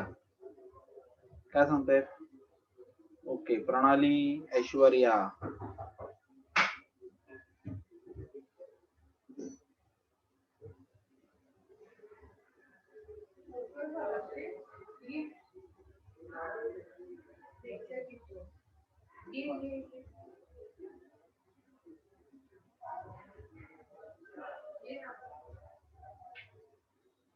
सिंपल नाही कशाला शैलेश, सिंपल नाही का बाळा, सिंपल नाही का? तुझा आन्सर जर फर्स्ट आहे तर मग सिंपल नाही कशाला पाहिजे? बरं आहे का कोणी? ठीक आहे, सांगू का आता मी? सांगूया? बरं, याचं उत्तर आहे ना, याचं उत्तर आहे 1. ठीक आहे, याचं कारण बघा. पहिली गोष्ट प्रश्न समजून घ्या. If the bill six two amendment करायचे ना, तर फेडरल प्रोव्हिजन, फेडरलचा अर्थ काय? राज्य, केंद्र राज्य. कळलं? फेडरलचा अर्थ काय? केंद्र राज्य. राज्य. ठीक आहे ना, राज्य. बरोबर आहे ना? म्हणजे राज्यांचा संबंध. फेडरल प्रोव्हिजन म्हणजे राज्यांच्या संदर्भातले प्रोव्हिजन. म्हणजे हा, म्हणजे तुम्ही एक लक्षात ठेवा, परीक्षेमध्ये जर तुम्हाला इंग्लिश असो ना मराठी असो, तुम्हाला ऑप्शन आहे वाचायचा, पण जर तुम्हाला शब्द नाही कळाला की उत्तर चुकणार. मग आता जेव्हा मी सांगितलं मला की केंद्र राज्य, राज्यांच्या संदर्भामध्ये जर काही असेल तर तुम्हाला काय करायला लागेल? व्हेरी स्पेशल शब्द तुम्हाला लक्षात द्यायला आहे. आता व्हेरी स्पेशल हा शब्द काही पुस्तकात नाहीये, तो मी दिलाय तुम्हाला. कशाला? लगेच लक्षात येण्यासाठी. म्हणजे ते राज्यांचा संबंध येईल. राज्यांचे अधिकार कमी होत आहेत, राज्यांच्या त्याच्या संदर्भात, किंवा राज्यांना जिथे जिथे आहे, राज्यांना एलईडी जे काही दिलंय त्याच्या संदर्भात जर काही असेल तर त्याला काय म्हणणार आपण? Federal provision. फेडरल प्रोव्हिजनचा अर्थ तो होतो. ठीक आहे ना? हा, मग त्यावेळेला काय सांगितलं मी? Very special. तर व्हेरी स्पेशल म्हणजे काय? It also be the ratified by the legislator of half of the state in a simple majority. बरोबर आहे ना? It also be. It also बीचा अर्थ काय? ऑल्सो बीचा अर्थ काय बाळांनो? ऑल्सो बी म्हणजे काय? याच्या अगोदर कोणी आणि- पास केलंय ना, येस. म्हणजे पार्लमेंटने पास केलंय. आता त्यांनी ते कसं पास केलं ते नाही सांगितलं. पण जर व्हेरी स्पेशल आहे याचा अर्थ ते लोकसभा आणि राज्यसभेने ऑलरेडी 2/3 पास करून पाठवलेलं आहे. सिंपल मेजॉरिटी मध्ये नाही. कळलं? 2/3 पास करून पाठवले ना. So it also be ratified by the legislator of half of the state in a simple majority. बरोबर आहे ना? ह्याच्यात इट ऑल्सो बी याचा अर्थ सिंपल आहे. आता काही लोकांनी म्हणतात सर पार्लमेंटने पास केलं माहिती नाही, पण पार्लमेंटने पास केलं असं वाक्य नसलं तरी इट ऑल्सो बी याचा वाक्याचा अर्थ असा येतो की त्या आधी कोणीतरी पास करून पाठवलंय ना. Also be. हा. So ratified by the legislature of half of the state in simple majority. That's correct. जर इथे दुसरं वाक्य दिलं असतं त्यांनी की पार्लमेंटने, राज्यसभेने सिंपल मेजॉरिटीने पास केल्यावर मग पुढे राज्य पण सिंपल मेजॉरिटी पास करतात, तर वाक्य चुकीचं आलं असतं. का? कारण लोकसभा आणि राज्यसभेला व्हेरी स्पेशल मध्ये काय करावं लागतं? स्पेशल म्हणजे स्पेशल आलं की लोकसभा, राज्यसभा, तुम्ही कधी पण लक्षात ठेवा, अमेंडमेंट नाही, कुठल्याही बिला संदर्भात लक्षात ठेवा, स्पेशल आलं की 2/3 काय? हा, बस एवढंच लक्षात ठेवा. ठीक आहे? हो सर. सो हे तर लक्षात ठेवा. आता ह्याच्यामध्ये तुम्हाला सगळं माहितीये तरी पण आपण का गणलो? कारण आपल्याला शब्द नाही कळाले.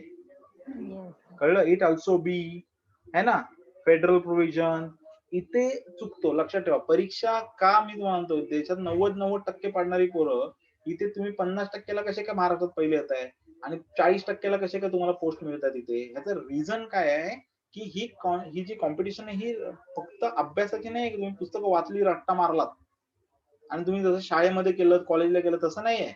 इथे तुम्हाला तुमचं डोकं शाबूत ठेवावं लागतं. कळलं? म्हणून मी तुम्हाला आजही सांगतो, तुम्हाला जर पहिल्या अटेम्प्ट मध्ये पास व्हायचं ना, तुम्ही जे काही शिकवतोय रॅन्डमली डायरेक्ट 50 प्रश्न रोज सोडवा.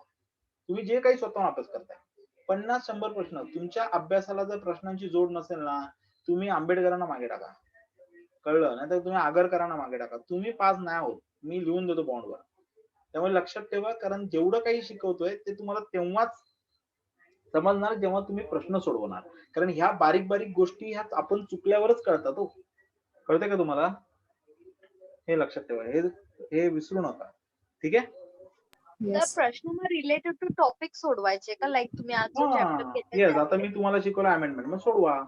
मग त्याच्यामध्ये तुम्ही बघा, मी तुम्हाला सांगतो, तुम्ही 50 प्रश्न सोडवा, तुम्हाला 10 तरी प्रश्न असे मिळणार की तुम्ही सांगणार सर हे काय, हे तर तुम्ही मला सांगितलंच नाही. असं पण असणार आहे ना, असू शकतं ना. हा, मग आपण म्हणजे सो असं म्हणजे ऍटलिस्ट कळतं. तुम्ही किती हुशार असला, मी किती हुशार असलो, पुस्तक लिहिणारा किती हुशार असला तरी सुद्धा आपण चुकणार. आणि तुम्ही जे चुकणार ना तेच तुम्हाला पास करवणार. हे लक्षात ठेवा. तुम्ही किती वाचून जा, मी तुम्हाला एक सांगतो, मी तुम्हाला चॅलेंज करतो, तुम्ही एक चॅप्टर आणि एक चॅप्टर तुम्ही 10 वेळा वाचा आणि 11 वेळा मी तुम्हाला 10 प्रश्न देतो तरी तुम्ही चुकणार. कारण प्रश्न टाकताना तुम्हाला कळणारच नाहीये त्या गोष्टी कुठे कुठे तुमच्या कुठे मिस करणार तुम्ही. आणि कन्फ्युजन मध्ये माणूस मरतो अर्धा. लक्षात ठेवायचं कधी पण. ठीक आहे? Clear? Yes sir. Yes sir. Yes yes, good one. ठीक आहे. आता हा आपल्याला एका लेक्चर मध्ये करायचे इम्पॉर्टंट अमेंडमेंट, पण इम्पॉर्टंट अमेंडमेंट रट्टाच मारावे लागतील. ठीक आहे, त्या काही शिकवणार का नसतात, पण इम्पॉर्टंट अमेंडमेंट्स करावे लागतील. की कॉन्स्टिट्यूशन मधल्या इम्पॉर्टंट अमेंडमेंट आपल्याला माहिती असल्याच पाहिजेत. त्याच्या संदर्भामध्ये मी एक लेक्चर घेणार आहे की पहिल्या अमेंडमेंट मध्ये काय चेंजेस केले, दुसऱ्या अमेंडमेंट, कारण का जोड्या लावायला विचारतो आपल्याला की ही गोष्ट संविधानामध्ये किंवा आपल्या इंडियन स्ट्रक्चर मध्ये कधी ऍड झाली, कधी नाही झाली, कधी काढून टाकण्यात आली, असं कळलं. जसं मी तुम्हाला सांगितलं ना की फंडामेंटल राईटच्या संदर्भात आपण बघितलं होतं ना. सो ऍक्च्युली अमेंडमेंट अशाच करायचे असतात की चॅप्टर आला की, जसं मला सांगा, मी काय सांगितलं होतं तुम्हाला की प्रिअम्बल मध्ये जे बदल झाले ते कुठले अमेंडमेंट? 42. Yes, correct. ठीक आहे. त्याच्यानंतर मी तुम्हाला हे सांगितलं की संपत्तीचा अधिकार कधी काढला आपण? 44, 1974. नाही 24 नाही, कधी 44. 44 sir. करेक्ट. ठीक आहे. मग आता मला बरं ठीक आहे, मग मला सांगा 24 अमेंडमेंट काय होती? 24 अमेंडमेंट केशवानंद आपण सांगितलं ना, केस तुम्हाला मी सांगितली होती. अरे बाबांनो, सर 1971 sir. काय केलं होतं? 42 अमेंडमेंट काय होती शिकवली ना तुम्ही. प्रश्न पण नाही सोडवले आणि तुम्ही लक्ष्मीकांत पण नाही वाटले, तुम्ही काय नाही वाचलं म्हणून नाही येत आहे. शिकवून झालं तरी करताय, कसं व्हायचं आपलं? सर नाही, गोलकनाथ केस झालेलं जे सुप्रीम कोर्ट बोललेलं. ते जाऊन दे, तू सोड. बघ मी तुला एक सांगतो, केसेस कशा होत्या त्या. शंकरी प्रसाद बरोबर आहे, शंकरी प्रसाद नंतर आली गोलकनाथ बरोबर आहे, गोलकनाथला नंतर आली 24 बरोबर आहे, 24 नंतर विषय लफडी संपवली केशवानंद भारती केस मध्ये. नंतर परत आला 42 अमेंडमेंट, त्याला परत शांत कोणी केलं? परत Minerva Mills case. So ही सिक्वेन्स लक्षात ठेवा ना. सो आता 24 मी खूप मोठी असेल, पण मी 24 चा ह्या अँगलनी म्हणजे बेसिक स्ट्रक्चरच्या अँगलनी ह्या सिक्वेन्सनी काय उलगडलं? Basic structure of Indian constitution ही जी थेअरी ही आली ना. मग ह्या वेळेला जेव्हा मी 24 सांगितलं होतं तेव्हा मी काय सांगितलं होतं? 24 अमेंडमेंट काय केलं की ज्याच्यामुळे पुढे केशवानंद भारती वगैरे काय होतं, काय केलं होतं 24 ने? लक्षात ठेवा, तुम्हाला मी असा एक चार्ट पाठवून दिला ना. किती अमेंडमेंट झाल्यात माहिती तुम्हाला? आतापर्यंत किती अमेंडमेंट झाल्यात? 10. होतील का पाठ? होतील का सगळ्या पाठ होतील का? एक पेजेसच्या पाठ होतील का? नाही होणार ना. मग कसं काय लक्षात राहणार आपल्याला? 22 भागांमध्ये कुठे कुठे काय काय अमेंडमेंट झाली ती नाही कळणार ना. म्हणून म्हणून टॉपिक वाईज लक्षात ठेवा. ठीक आहे, मी आताच इन्स्ट्रक्शन देतो तुम्हाला. तुम्ही अमेंडमेंट नावाचा चॅप्टर हा असा एका दिवसात घेतला, पहिली अमेंडमेंट दुसरी अमेंडमेंट, तुम्हाला कळणारच नाही. काही लोक तर आहे ना 42 अमेंडमेंट 43 मध्ये घुसवतात, 44 45 मध्ये घुसवतात. कळलं? मध्ये 109 ला 108 करून टाकतात. तर एकच सांगतो की या सगळ्या ज्या अमेंडमेंट आहेत टॉपिक वाईज लक्षात ठेवली तर लक्षात राहणार. कळलं? आणि ते तिथंच लक्षात ठेवायची. आणि त्याच अँगलनी 42 अमेंडमेंट मी तुम्हाला प्रिअम्बलच्या अँगलने सांगितली, तेव्हा प्रिअम्बल येताना लगेच लक्षात होतं की हे 4 भाऊ हे 3 शब्द बदलले. बरोबर आहे की नाही? संपत्ती दिसली की अच्छा 44 लगेच दिसून येते. सो अशा अमेंडमेंट लक्षात ठेवा, म्हणजे परीक्षेत त्याच येतात ज्या चॅप्टरला धरून असतात. असं काही तुम्हाला नोट्स काढून दिल्या ह्या 104. हा बोल. सर मग तेच ते आहे का की ज्याच्यात इंदिरा गांधी 2 गोष्टी चेंज करतात, प्रिअम्बलचे सोशलिस्ट आणि ते 24 थोडी आहे, ते 42 होते. 42 सर 42 हा बोलतो. 42 ठीक आहे. मी I am asking about the 24 ना. अच्छा. 24 त्यांनी 368 चा हे वापर करून संविधानामध्ये संविधानाचे भाग ठीक आहे. कोणत्याही भागात पार्ट 3 बदल मध्ये बदल विदाउट करायचे. ऑब्जेक्शन ऑफ पण तुम्हाला काय नाही, सांगायचं ते कळलं असं का? सांगितलंय की बोला. चला बोला बोला चला चला बोला सर जाऊया. म्हणजे बोला. सर म्हणजे संविधानात अमेंडमेंट करण्यासाठी पार्लमेंटने म्हणजे अधिकार दिले 368 चा वापर करून, पण भाग इन्क्लुडिंग 3 हा नाही घेऊ शकत, म्हणजे त्याच्यात बदल करू नाही शकत असं यार बोलले. एक काम करा, सगळ्यांनी रात्री झोपताना एकदा 24 अमेंडमेंट काय आहे कळलं ती बघा. चालेल? इन शॉर्ट असं टाका 24 अमेंडमेंट इन शॉर्ट असं टाका गुगलवर आणि बघा. ठीक आहे, आणि सांगा मला, किंवा आपल्या लेक्चर्स मध्ये मी जे काय सांगितलं त्याच्यामध्ये मला त्या रिलेटेड सांगितलं ना तरी चालेल मला. ठीक आहे, काय कळलं तुम्हाला? ठीक आहे, नाही कळलं तुम्ही सांगेनच ना उद्या. मी काय रिव्हिजन अशी काय सोडतो तरी तुम्हाला. परीक्षेच्या आधी सगळ्या रिव्हिजन घेतो मी. बोल काय बोलतेस? सर पण तेच होतं ना जिथे त्या राष्ट्रपतींना सांगितलेलं की त्यांना बदल करण्यासाठी द्यायलाच लागेल हा बरोबर, मंजुरी. कंपल्शन म्हणजे गोलकनाथ खटल्याचा निकाल हा. बदललेला 24 ने, आणि पार्लमेंटने सुप्रीम पॉवर घेतली स्वतःकडे की आम्ही जे बदल करू त्याला चॅलेंज करायचं नाही, इन्क्लुडिंग पार्ट 3. हा sir. Including part 3, Parliament has the supreme power to amend anything, including part 3, and no one can challenge in the court. Okay, and president also give the assent. म्हणजे president पण थांबू नाही शकत आणि supreme court पण रिव्ह्यूला घेऊ शकत नाही. Parliament has the supreme power to amend the Indian constitution, including part 3, and no one can challenge in the court, as well as president has what compels binding to sign on this amendment. Clear? असं मग केशवानंद भारती बोलतो, हे भाई हे काय दादागिरी चालते असं नाही सांगणार. ठीक आहे, असं नाही करणार. तुझे पॉवर मान्य आहे पण आम्हाला पण काही पॉवर आहे, दोघं वाटून घेऊया. कळलं? असं होतं. सो त्या रिलेटेड लक्षात ठेवलं तर तुम्हाला कळणार, नाही तर नाही कळणार. ठीक आहे, ओके. आता मी नवीन चॅप्टरला सुरुवात करणार आहे, तो म्हणजे सिटिझनशिप. ठीक आहे, ज्याला म्हणतो नागरिकत्व. कळलं? ठीक आहे.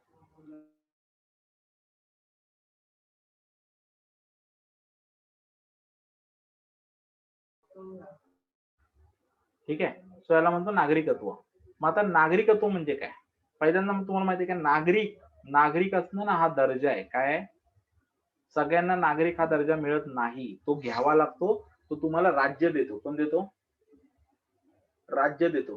कळलं? सो नागरिक हा दर्जा कोण देतो तुम्हाला? राज्य. तुम्ही रोमन काळामध्ये जाल आणि रोमन इरामध्ये ज्या वेळेला डेमोक्रेसीची कन्सेप्ट दिसते त्यावेळेला ते डायरेक्ट डेमोक्रेसी म्हणतात. कळलं? आणि त्यांचं नागरिक लोक डायरेक्ट येऊन राजाला सांगायचे काय कर. पण आपण म्हणतो याला एवढे लिबरल कसे काय ते? कळलं? पण ते नागरिक म्हणजे कोणाला? सगळ्यांना तो दर्जा दिला जात नव्हता नागरिकांचा. कळलं? त्यासाठी फक्त तुम्ही एकाच एवढे टॅक्स पे करणारे लोक असतील, त्याचा व्यापार असेल, जो गुलाम नाही आणि जो स्त्री नाही, तो स्त्रियांना आणि गुलामांना नागरिकांचा दर्जा नव्हता. म्हणजे उरले कोण? फक्त मेल.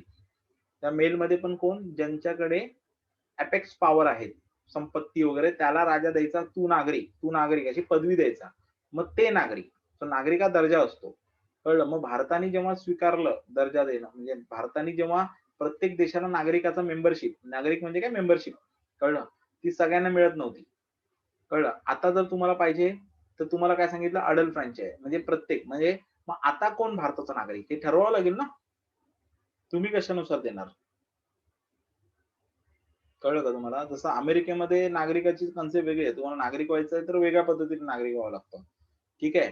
मग बाय बर्थ कसं होणार? मग कामासाठी गेलात तर कसं होणार? तिथे राहायचं असेल तर कसं होणार?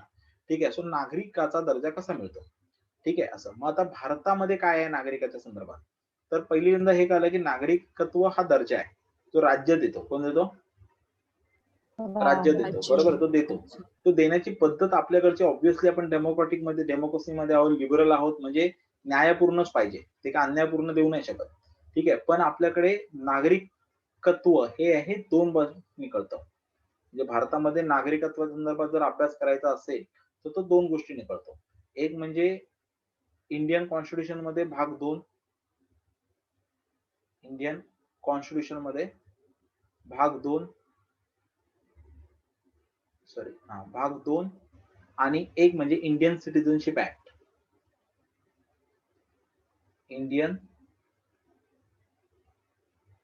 Citizenship act. कळलं? सो या दोन भागांनी तुम्हाला नागरिकत्व कळतं. आता पहिल्यांदा इकडे जाऊया, हा नीट समजून घेऊया. याच्यामध्ये ना भाग 2 मध्ये आर्टिकल नंबर 5 ते आर्टिकल नंबर 11. किती? आर्टिकल नंबर 5 ते आर्टिकल नंबर 11 मध्ये काय आहे? भाग 2 आहे. ठीक आहे. ह्याच्यामध्ये नागरिकत्व संदर्भात काही गोष्टी दिसतात तुम्हाला. आता गंमत कशी ह्याच्यामध्ये की भाग 5 ते भाग 11 हा तुम्हाला ना मुळात नागरिकत्व कसं मिळवायचं हे सांगतच नाही. नागरिकत्व कसं सोडून द्यायचं हे पण सांगत नाही. कळलं? मग नक्की काय? मग आपल्याकडे नागरिकत्व आता जर तुला कोणाला पाहिजे, तुझ्या कोण बाहेरचे लोकातले असतील, तुझ्या ओळखीतला कोण आफ्रिकेतला वगैरे माणूस असेल, ठीक आहे, आणि त्याला आता भारतात यायचंय तुम्हाला आणि भारतातच राहायचंय, तर त्याला नागरिकत्व घ्यावं लागेल. कसं मिळणार हे याच्यात नाही सांगितलेलं, हे याच्यात सांगितलंय. नागरिकत्व सोडायचं असेल ह्याच्यात, नागरिकत्व रद्द करायचं असेल ह्याच्यात सांगितलंय. नागरिकत्वाचं काय भविष्य ह्याच्यात सांगितलंय. मग ह्याच्यात काय सांगितलंय कळलं? तर ह्याच्यात काय सांगितलेलं आहे, ह्याच्यामध्ये आर्टिकल नंबर 5 ते 11 मध्ये ह्याच्यामध्ये फक्त तुम्हाला वाचल्यावर एवढंच कळतं की 1950 26 जानेवारी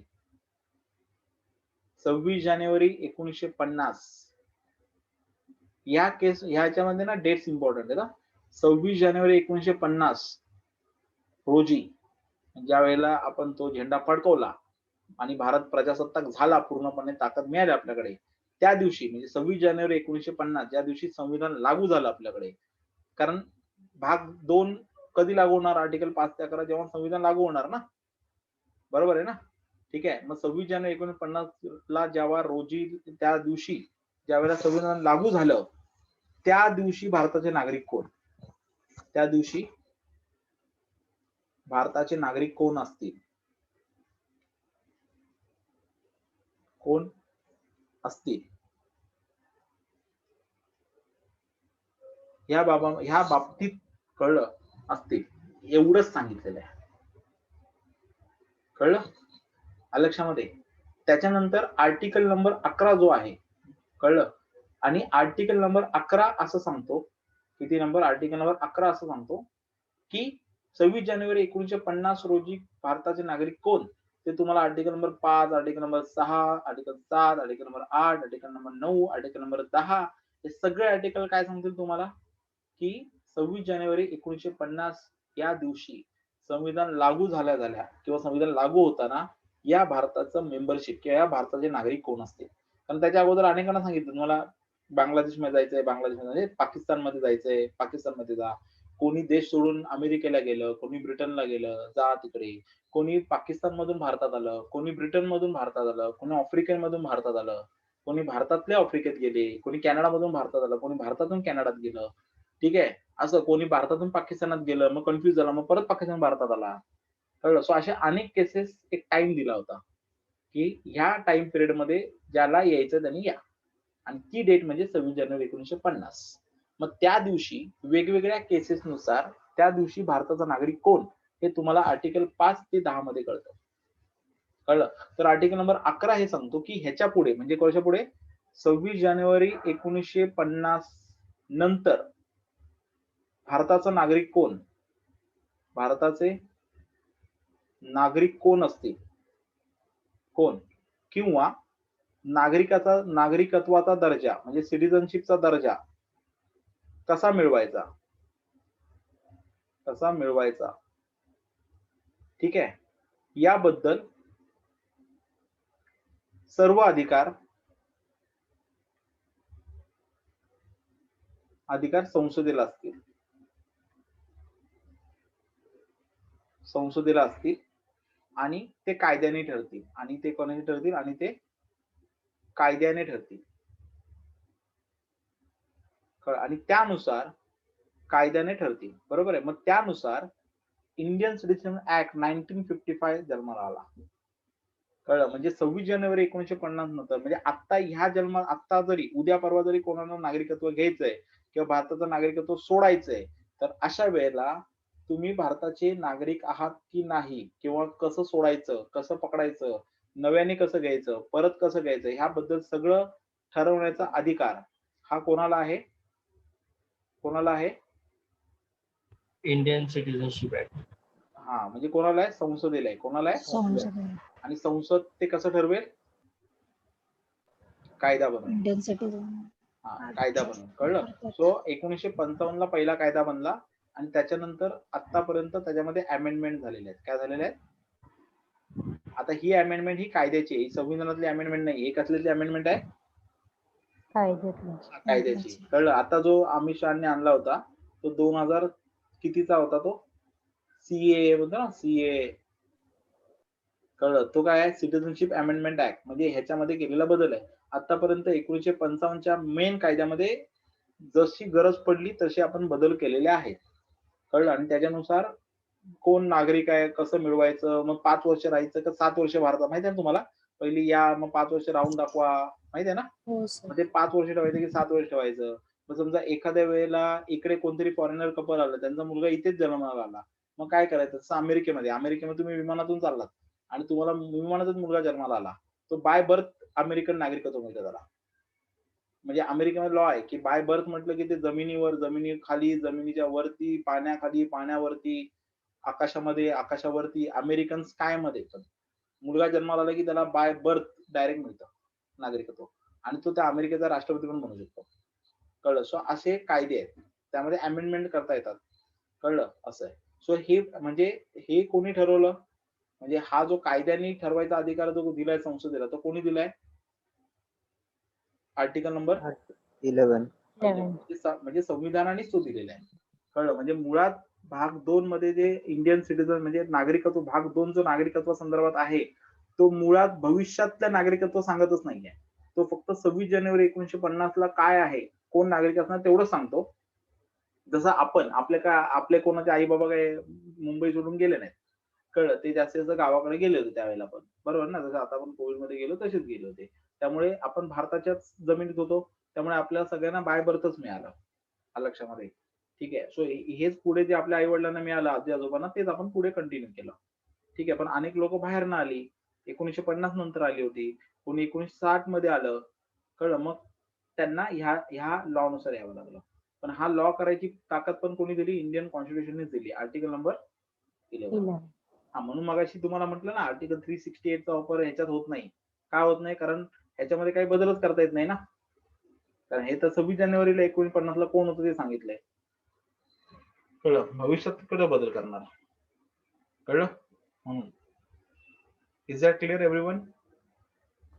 Yes, sir. Yes sir. आता हे एक्झॅक्टली काय ते उद्याच्या लेक्चर मध्ये बघूया आपण. तुम्ही पण एकदा वाचून या म्हणजे कळेल. पण लक्षात ठेवा ह्याच्यामध्ये ना डेट खूप इम्पॉर्टंट आहेत.